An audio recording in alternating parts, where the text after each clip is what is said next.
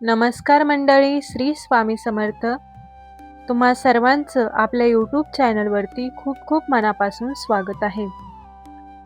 मित्रांनो, आजचा दिवस तुम्हाला खूप छान, सुखाचा आणि आनंदाचा जावो हीच मी स्वामींच्या चरणी प्रार्थना करते आणि आज नवीन व्हिडिओला सुरुवात करते. येत्या 2 मार्चला म्हणजे सोमवारी आलेली आहे होळी. दरवर्षी हुताशनी पौर्णिमेच्या दिवशी होळी हा सण साजरा केला जातो. ह्या हुताशनी पौर्णिमेचा प्रारंभ 2 मार्चला सायंकाळी 5:55 होणार आहे आणि समाप्ती 3 मार्चला सायंकाळी 5:08 होणार आहे. म्हणून होलिका दहन हे 2 मार्चला सायंकाळी केले जाणार आहे. होळी हा सण अत्यंत महत्त्वाचा मानला जातो. या सणाला फक्त रंगांचंच नव्हे तर पौराणिक आणि धार्मिक महत्त्व देखील आहे. वास्तुशास्त्रामध्ये सुद्धा होळी या सणाचं खूप मोठं धार्मिक महत्त्व सांगितलं गेलं आहे. होळी म्हणजे चांगल्याचा वाईटावरती विजय. आपल्या मनामध्ये जे काही वाईट विचार येतात, जी काही नकारात्मकता असते, आपल्या आजूबाजूला ज्या काही वाईट गोष्टी घडत असतात किंवा आपण नकळत काही वाईट कर्म, पाप केलं असेल, तर त्या सर्वांचा एक प्रकारे आपण होळीमध्ये दहन करायचं असतं आणि चांगल्या विचारांना स्वीकारून, चांगल्या गोष्टींचा स्वीकार करून आपल्याला जीवनामध्ये पुढे वाटचाल करायची असते. होळीचं दहन करणे म्हणजे या दिवशी आपण होळी पेटवतो, होळीची पूजा करतो आणि होळीमध्ये काही वस्तूंचं दहन केलं जातं. प्रत्येकजण या दिवशी होळीची पूजा करत असतो, परंतु शास्त्रानुसार होळीचे काही नियम सांगितले गेले आहेत आणि ते आपण पाळलेच पाहिजे. म्हणून आज या व्हिडिओमध्ये मी तुम्हाला अत्यंत महत्त्वाची माहिती सांगणार आहे. ज्योतिषशास्त्रानुसार होळीची पूजा या 3 स्त्रियांनी चुकूनही करू नये, नाहीतर पश्चाताप करावा लागू शकतो. कुटुंबावरती संकट येऊ शकतं आणि घरामध्ये अडचणी निर्माण होऊ शकतात. कळत नकळत अनेक संकटांचा सामना करावा लागू शकतो. घरात मतभेद, कटकटी सुरू होऊ शकतात. तसेच या होळीच्या दिवशी काय करावं आणि काय करू नये याची संपूर्ण माहिती आजच्या या व्हिडिओमध्ये मी तुमच्यासोबत शेअर करणार आहे. त्यामुळे व्हिडिओ स्किप न करता शेवटपर्यंत नक्की पहा. त्याआधी आपण होळीची पौराणिक कथा पाहूयात. प्राचीन काळी हिरण्यकशिपू नावाचा एक राक्षस राजा राहत होता. त्याने कठोर तप करून ब्रह्मदेव यांच्याकडून वरदान मिळवले होते. त्या वरदानामुळे तो स्वतःला अजय समजू लागला. हळूहळू तो अहंकारी झाला आणि सर्वांना स्वतःची पूजा करण्यास भाग पाडू लागला. पण त्याचा मुलगा प्रल्हाद हा मात्र भगवान विष्णू यांचा परम भक्त होता. प्रल्हाद सतत विष्णूंचे नाव घेत असे. हे पाहून हिरण्यकशिपू खूप रागवला. त्याने प्रल्हादला अनेक प्रकारे त्रास दिला, पण प्रत्येक वेळी विष्णूंच्या कृपेने प्रल्हाद वाचला. शेवटी हिरण्यकशिपूने आपल्या बहिणीला होलिका मदतीला बोलवले. होलिकाला अग्नीत न जळण्याचे वरदान होते. तिने प्रल्हादला मांडीवर घेऊन अग्नीत बसवण्याचे ठरवले, जेणेकरून प्रल्हाद जळून जाईल. पण देवभक्तीच्या सामर्थ्यामुळे चमत्कार झाला. होलिका जळून भस्म झाली आणि प्रल्हाद सुरक्षित राहिला. अशा प्रकारे वाईटावरती चांगल्याचा विजय झाला. याच घटनेच्या समर्थार्थ होळीच्या आदल्या दिवशी होलिका दहन केले जाते. हा सण आपल्याला शिकवतो की अहंकार आणि वाईटाचा अंत निश्चित असतो, तर श्रद्धा आणि सत्याचा नेहमी विजय होतो. तर पहा, आज मी तुम्हाला अत्यंत महत्त्वाची माहिती सांगणार आहे. सर्व स्त्री आणि पुरुषांनी होळीच्या दिवशी या नियमांचे पालन करणे अत्यंत आवश्यक आहे. काही दिवसांचे महत्त्व आपल्या जीवनावरती आणि प्रगतीवरती मोठा परिणाम करत असतात.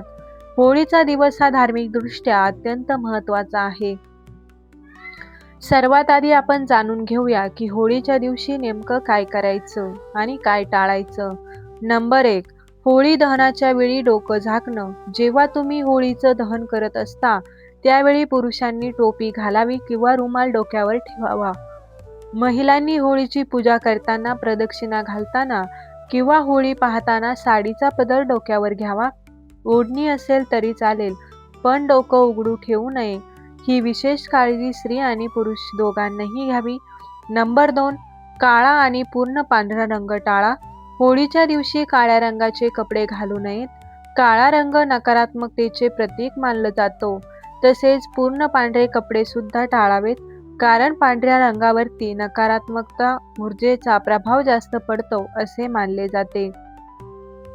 म्हणून या दिवशी काळा आणि पूर्ण पांढरा रंग वर्ज्य करावा. नंबर 3. पैशाची देवाणघेवाण टाळा. होळीच्या दिवशी कोणालाही उधार पैसे देऊ नका आणि कोणाकडूनही उधार घेऊ नका. यामुळे आर्थिक अडचणी निर्माण होऊ शकतात असे ज्योतिषशास्त्रात सांगितले आहे. नंबर 4. दान करू नये. दान हे श्रेष्ठ मानलं जातं, पण होळीच्या दिवशी कोणत्याही वस्तूंचं दान करू नये. इतर दिवशी दान करू शकता, पण या दिवशी टाळावं. नंबर 5. सापडलेल्या वस्तू घरी आणू नयेत. होळीच्या दिवशी बाहेर एखादी वस्तू सापडली तरी ती घरी आणू नये किंवा वापरू नये.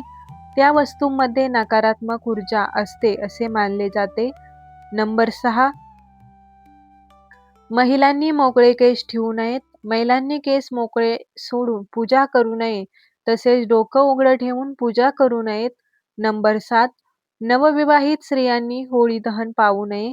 ज्या महिलांची लग्नानंतरची पहिलीच होळी आहे त्यांनी होळी दहनाचा अग्नी पाहू नये असे सांगितले जाते. एकच अपत्य असणाऱ्यांनी होळी दहन पाहू नये. ज्यांना एकच अपत्य आहे त्यांनी होळी दहन पाहू नये असे काही धार्मिक मान्यता सांगतात. आता पाहूया होळीच्या दिवशी काय करायचे. शुभ मुहूर्तावरती पूजा करा. होळी दहनाच्या शुभ मुहूर्तावरतीच पूजा करावी. नंबर 2. व्रत किंवा उपवास करा. शक्य असेल तर या दिवशी व्रत किंवा उपवास करावा. नंबर 3. उत्तर दिशेकडे तोंड करून तुपाचा दिवा लावा. सकाळी किंवा संध्याकाळी घराच्या उत्तरेकडे तोंड करून तुपाचा दिवा लावावा. यामुळे घरात सुख, समृद्धी, शांती येते असे मानले जाते. नंबर 4. पूजेमध्ये वापरायच्या वस्तू. मोहरी, तीळ, शेंगदाणे, तांदूळ, साखर आणि गहू यांचा वापर करून होळीमध्ये अर्पण करावं. प्रथम 7 प्रदक्षिणा घालून मग या वस्तू होळीत टाकाव्यात. आता पाहूया त्या 3 स्त्रिया ज्यांनी होळीची पूजा करू नये. नंबर 1. गर्भवती महिला. गर्भवती महिलांनी होळीची पूजा करू नये असे सांगितले जाते. अग्नी आणि धूर आरोग्यासाठी हानिकारक ठरू शकतो. नंबर 2. मासिक पाळी सुरू असलेल्या महिला.